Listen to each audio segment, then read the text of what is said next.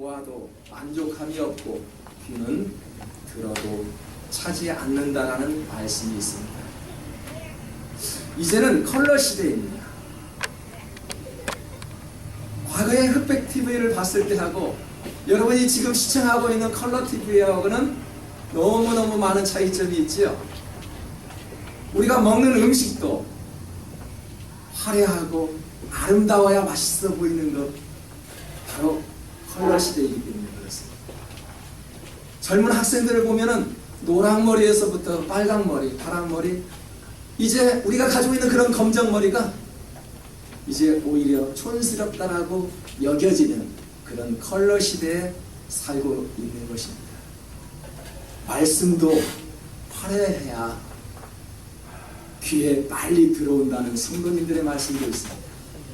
그러다 보니 세상적인 재미있는 이야기를 많이 하고요, 말씀, 그 복음은 이미 사라져 버렸고요, 유머 감각이 뛰어난 그런 목사님들의 말씀이 더 달고 오묘하다라고 표현하는 그런 경우도 있습니다. 그러다 보니 이제는 인기 있는 그런 목사님들도 탄생하게 된다는 것입니다. 여러분, 이 세상에는요, 눈에 보아도 만족함이 없고 귀로 들어도 차지 않는 거예요. 어떻게 보이지 않는 하나님을 우리가 믿을 수 있다는 것입니까? 많은 사람들은요, 보이지 않는 것을 믿고 있는 이 상황에서도요, 계속적으로 보이지 않는다라면 믿는 것조차도 믿지 않는다는 것입니다. 출애굽한 이스라엘 백성들을 보십시오. 그 어려운 환경을 잃고 출애굽을 하였습니다.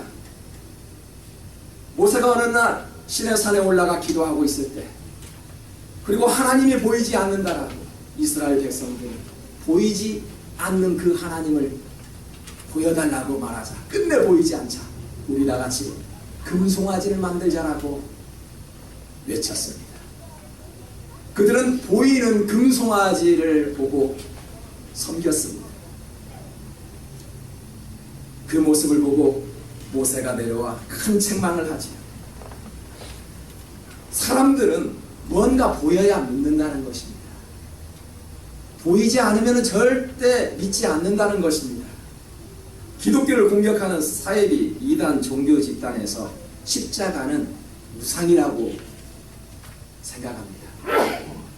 십자가가 우상이 돼요.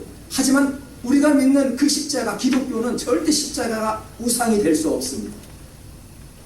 십자가는 단지 예수 그리스도를 상징하는 상징물에 불과하지요. 나라를, 국가를 상징하는 것을 우리가 국기라고 이야기를 하죠. 그 나라가 국기를 보고 우상 숭배하지 않습니다. 단지 국기는 그 나라를 상징하는 그냥 표시일 뿐입니다. 마찬가지입니다. 십자가 또한 예수 그리스도를 상징하는 상징물에 불과하다는 것입니다. 십자가 자체가 절대 우상이 될 수 없으나 예수 그리스도를 상징하는 그 상징물인 것은 분명합니다. 그러한 십자가를 바라볼 때요, 우리는 새 힘을 공급받게 되고요, 노뱀을 바라보는 자가 나음을 입었도다. 우리가 십자가를 바라볼 때 우리가 새 힘을 공급받게 된다는 것입니다. 우리가 십자가를 피할 수 있는 인생은 아무도 없습니다. 하늘나라를 볼 수 있는 것은 오직 한 길밖에 없다고 말씀하였습니다. 예수 그리스도의 사랑, 십자가의 사랑을 아는 자가 하늘나라에 들어갈 수 있다라고 말씀하였습니다. 누구나 십자가의 사랑을 놓쳐서는 안 된다는 것입니다. 전도를 해야 하는 이유가 바로 여기에 있지 않습니까? 왜 우리가 전도를 하죠? 왜 우리가 믿지 않는 형제, 부모님을 전도해야 되고요, 자녀들을 전도해야 돼요? 그 십자가의 사랑에서 새 힘을 공급받을 수 있고요, 십자가의 사랑으로 인해 말미암아 우리는 천국문을 바라볼 수 있고요, 하늘나라의 그 상급을 얻을 수 있기 때문에 우리가 그토록 전도하고 선교하지 않습니까? 전도라는 것은 나의 눈으로 십자가를 바라보는 그 단계를 벗어나야 합니다. 우리는 십자가의 사랑을 마음껏 받고 있지요. 누리고 있지 않습니까? 바라보고 있지 않습니까? 그런데 전도라는 것은 바라보는 그 이상으로 우리가 십자가를 매라고 주님께서 말씀합니다. 바라보는 거하고요, 십자가를 짊어지는 거하고는요, 많은 차이점이 있습니다.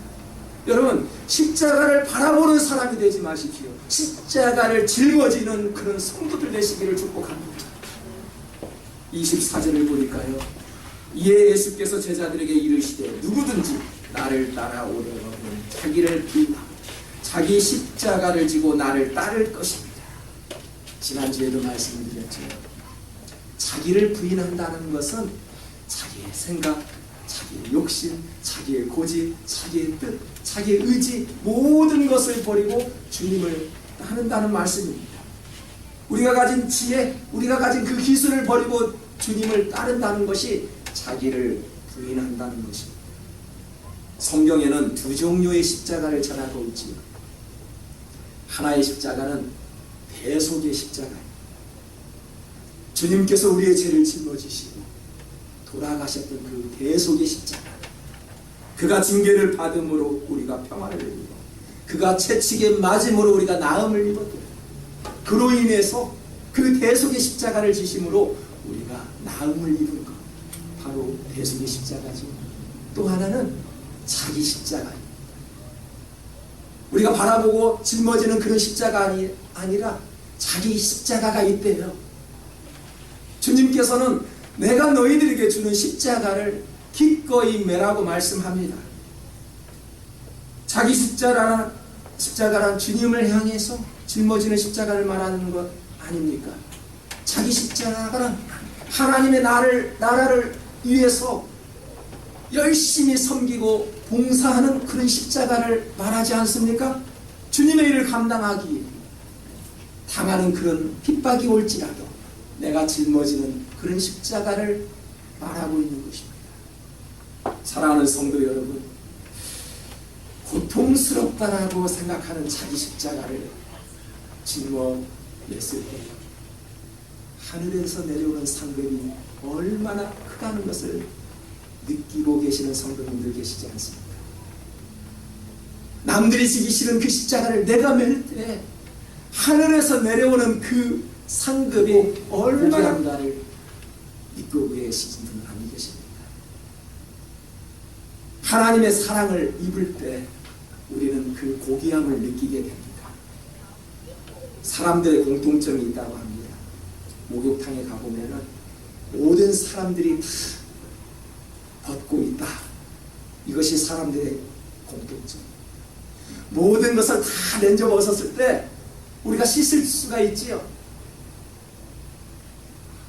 어느 누구도 입고 샤워할 수 없는 것입니다. 그곳에 가면은 모든 사람일지라도 벗어야 합니다. 그래야만이 깨끗하게 씻음을 받을 수가 있습니다. 지난 시간에는 장례식에 참여해서 장례식 환경을 보고 있을 때 사람들의 공통점이 있다라면은 모든 사람은 죽는구나 라는 것을 깨달았습니다. 홈리스도 죽고요, 회사 사장님도 죽고요, CEO도 죽고요, 박사도 죽고요, 대통령도 죽습니다. 많은 사람들은 이렇게 죽어가는구나. 많은 물질과 재산을 가지고 있을지라도 죽는 모습, 그 순간을 볼 때 옷 한 벌 입고 죽는구나. 지난 시간에 가지고 있던 그 모든 재산과 좋은 것들을 하나도 가져가지 아니하고 똑같이 옷 한 벌 입고 죽는 것이 우리들의 인생입니다. 많이 가졌다고 많이 가지고 죽는 모습을 한 번도 보지 못하였습니다. 자신을 한번 살펴보시기 바랍니다. 이름도 있습니다. 명예도 있지, 재산도 있습니다. 가족들도 있네요. 잘생긴 얼굴도 가지고 있네요. 여러분, 이것이 나를 표현할 수 있는 도구가 아닙니다. 나의 배경, 이것을 가지고 나라라고 자신 있게 말할 수 있습니까? 정말로 나라고 자신있게 말할 수 있는 것은 내면 속에 숨겨져 있는 마음 한 가지입니다. 하나님께서는 중심을 보신다고 하셨죠. 바로 그 말씀입니다. 우리의 이름도, 우리의 배경도, 우리의 모든 그런 환경, 그것 가지고 남입니다, 나입니다라고 소개할 때 그것이 나가 전부가 아니라는 것입니다. 숨겨져 있는 이 내면의 속에 마음 하나, 그 마음 때문에 나라는 자신있게 말할 수 있는 것입니다. 하나님 앞에 섰을 때는 과거에 있는 모든 배경들 내놓을 것이 없는 것이죠. 하나님을 섬길 수 있는 이 마음, 이 마음을 주님께 드렸을 때 주님께서 중심을 보시고 우리들을 평가하지 않습니까? 8월달이 되어보니까 교회 달력 한 장을 넘겨고 왔습니다. 어떤 말씀이 있는지 기억나십니까? 다 같이 한번 읽어볼까요? 로마서 8장 10절 말씀이 있었습니다. 그리스도께서 너희 안에 계시면 몸은 죄로 말미암아 죽은 것이나 영은 의로 말미암아 살아있는 것입니다. 십자가를 지고 골고다 언덕을 넘어가실 때 예수님께서는 힘들고 지치고 쓰러지셨어요. 우리가 볼 때는, 사람들이 볼 때는 예수님의 몸은 이미 죽어 있었습니다. 하지만 예수님께서는 3일 만에 부활을 하셨죠. 많은 백성들에게 주시고자 하는 메시지가 무엇입니까? 육은 죽었으나 영은 살았다는 것을 세계 모든 사람들에게 보여주셨습니다. 여러분, 우리는 살아도 설령 육신은 망가졌을지라도 우리 내면 속에 살아있는 그 영만큼은 살아있어야 한다는 것입니다. 영이 죽으면 모든 것을 죽이게 되는 것입니다. 우리가 짊어져야 할 십자가로 인해 의로 말미암아 영원히 살 수 있기를 축복합니다. 설령 저와 여러분이 육신이 힘들고 지칠지라도 하나님 나라를 위해 그 대유임령을 실천할 수 있는 그런 교회가 되기를 소망합니다. 그러므로 십자가는요, 모든 것을 참고 견디며 이기는 것입니다. 여러분, 십자가를 바라볼 때 우리의 십자가는 무엇이냐냐, 그 모습을 바라볼 때 모든 것을 참고 견디는 것이 십자가예요. 우리를 향한 사랑 때문에 주님은 십자가의 고난을 견디셨습니다. 죄가 없음에도 불구하고 변명 한마디도 하지 않고 오히려 자기를 핍박하고 창으로 찔렸던 로마 병정들을 향해 저들이 하는 일을 알지 못하는 그들을 용서해달라고 하나님 앞에 기도하였습니다. 25절을 보니까 누구든지 제 목숨을 구원하고자 하면 잃을 것이요 누구든지 나를 위하여 제 목숨을 잃으면 찾으리라 라고 하였습니다.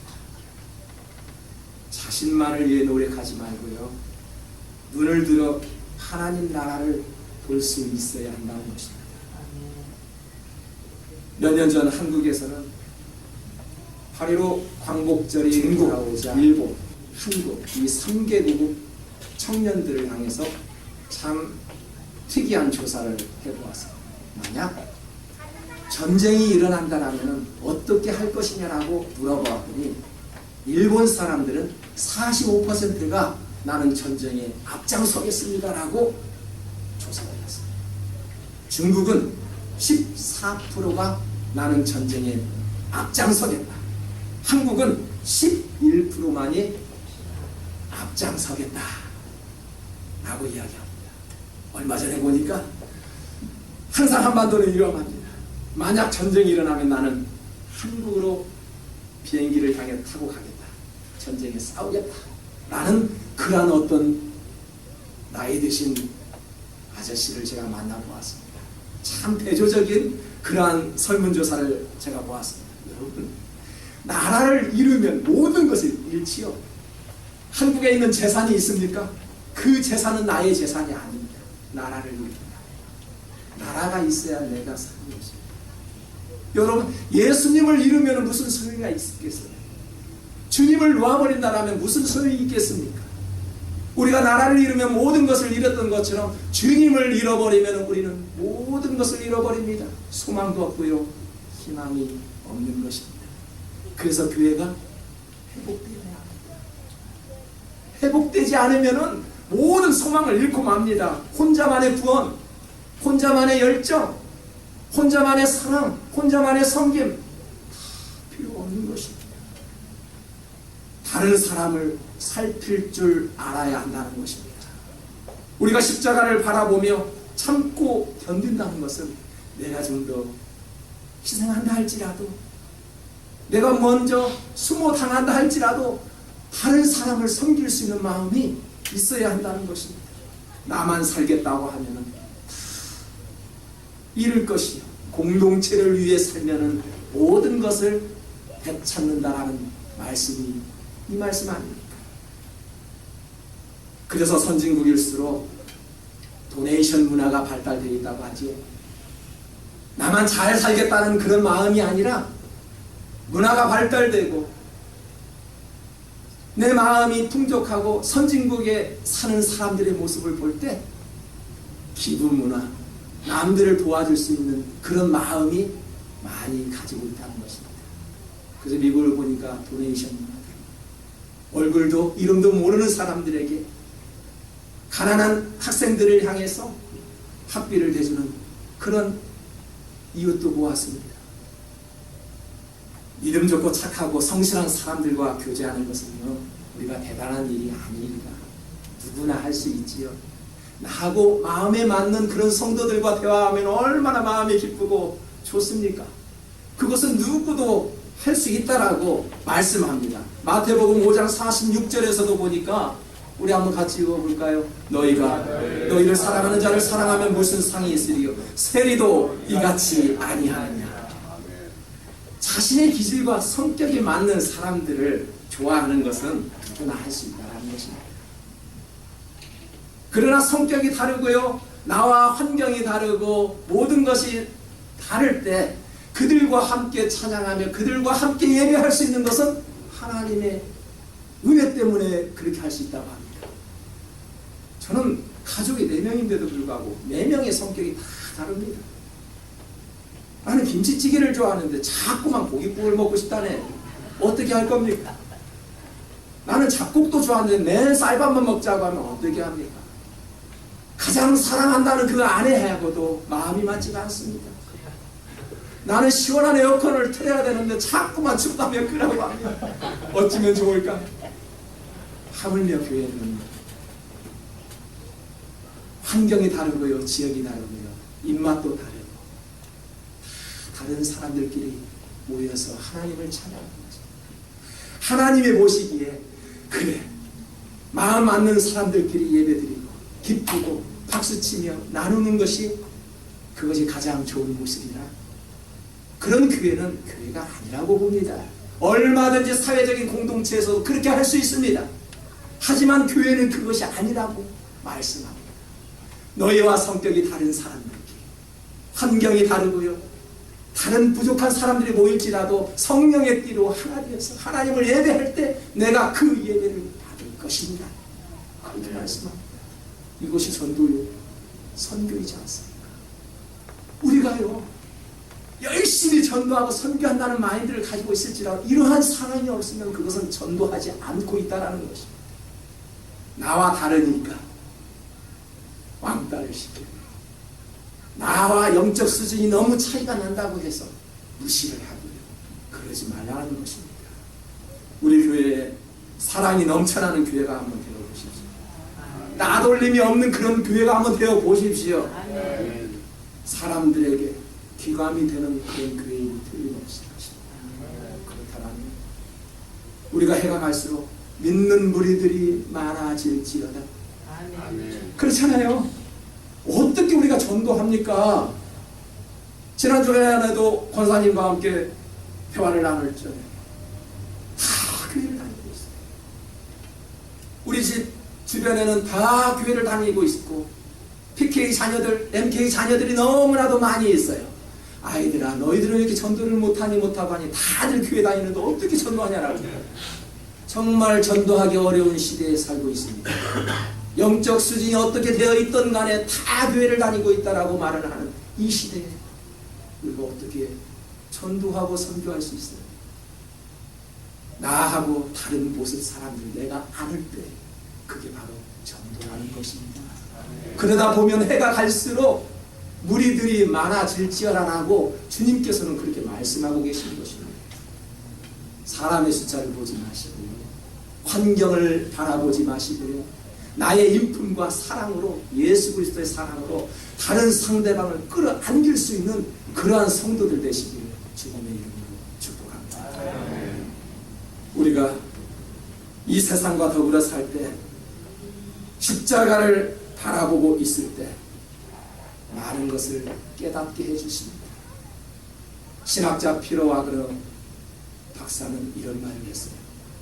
이 땅에서 가장 최고의 전도 방법은 교회를 개척하는 것이다. 교회 개척에 참여하는 저와 여러분에게 하나님의 크고 놀라우신 있기를 축복합니다. 교회 개척이요, 정말로 힘든 사업입니다.